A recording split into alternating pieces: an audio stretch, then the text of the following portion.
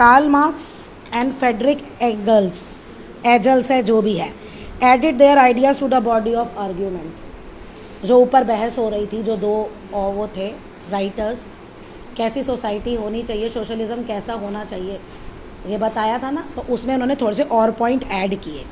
बात वही थी सेम।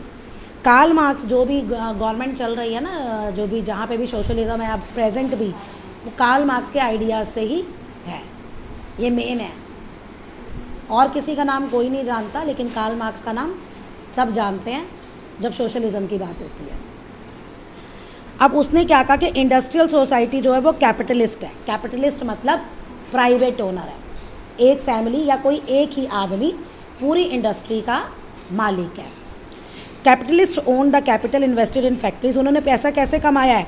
फैक्ट्रीज़ में पैसा लगाया, और प्रॉफिट जो था, the profit of the capitalist was produce by workers. लेकिन प्रॉफिट आया कहाँ से? वर्कर्स की मेहनत से।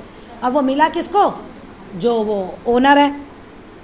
The condition of the worker could not improve as long as the profit was accumulated by private capitalist. अब उसने कहा कि वर्कर की कंडीशंस तब तक इम्प्रूव नहीं हो सकती जब तक कि पूरा प्रॉफिट जो कैपिटलिस्ट है उसके हाथ में जा रहा है, मालिक के हाथ में जा रहा है।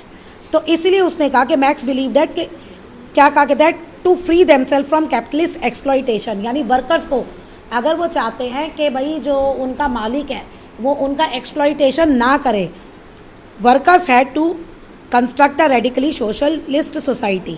तो वर्कर्स को एक सोशलिस्ट सोसाइटी बनानी पड़ेगी जहाँ पे प्रॉपर्टी जो है वो सोशली कंट्रोल्ड होगी, यानी एक की ना होकर पूरी सोसाइटी की प्रॉपर्टी होगी। This would be a communist society. और ऐसी जो सोसाइटी होती है उसे क्या कहते हैं? Communist society.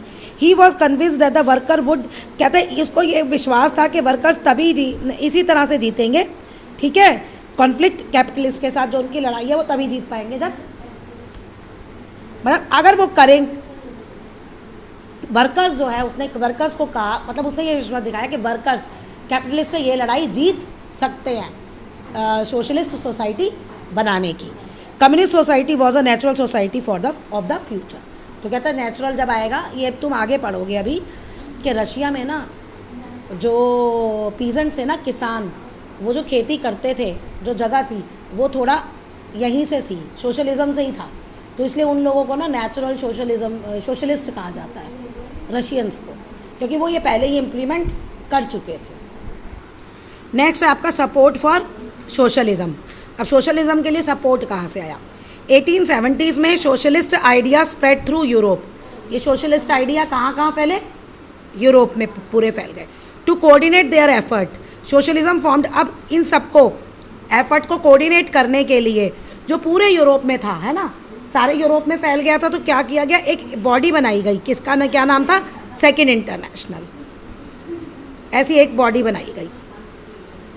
Workers in England and Germany began. अब जो इंग्लैंड और जर्मनी में वर्कर्स थे वो भी अपनी एसोसिएशन बनाने लग गए। ये आज भी होती है ना, ट्रेड यूनियंस, ये सब एसोसिएशंस आज भी होती है वर्कर्स की, सबकी, जो भी प्रोफेशन है, जैसे डॉक्टर है, डॉक्टर्स की अपनी अलग एसोसिएशन है, लॉयर्स है, उनकी अपनी अलग है, जो फैक्ट्री में काम करने वाले हैं, मिल वर्कर्स, ये सब लेबर्स, इनकी अलग है, सबकी है। तो उस समय ये बनाया क्यों? For better living and working conditions, ताकि लिविंग कंडीशंस उनकी अच्छी हो और जहाँ वो काम करते हैं वहाँ पे भी उन्हें अच्छा इन्वायरमेंट मिले।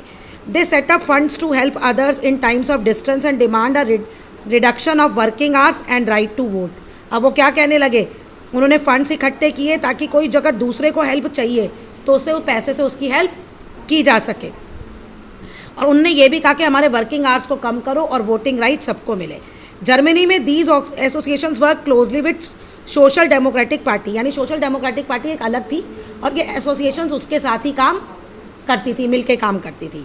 And help in win parliamentary seats. और आज भी होता है ये एसोसिएशंस का, वो आज भी इन्फ्लुएंस होता है पॉलिटिकल पार्टीज़ पे। अब 1905 तक सोशलिस्ट और ट्रेड यूनियंस जो थे उन्होंने मिलके क्या बनाई? एक लेबर पार्टी बनाई ब्रिटेन में और सोशलिस्ट पार्टी बनाई फ्रांस में। पहले वो पॉलिटिकल पार्टी को सपोर्ट करते थे, लेकिन अब उन्होंने इन दो पार्टीज़ के साथ मिलके अपनी ही पार्टी बना ली। हाउएवर टिल, जबकि 1914 तक सोशलिस्ट नेवर सक्सीड, कभी भी वो गवर्नमेंट बनाने में सफल नहीं हुए, लेकिन represented by strong figures in parliament politics, their ideas did shape legislation but govern continue to be run by conservative liberals and radicals. Government तो यही लोग चला रहे थे, कंजर्वेटिव लिबरल्स।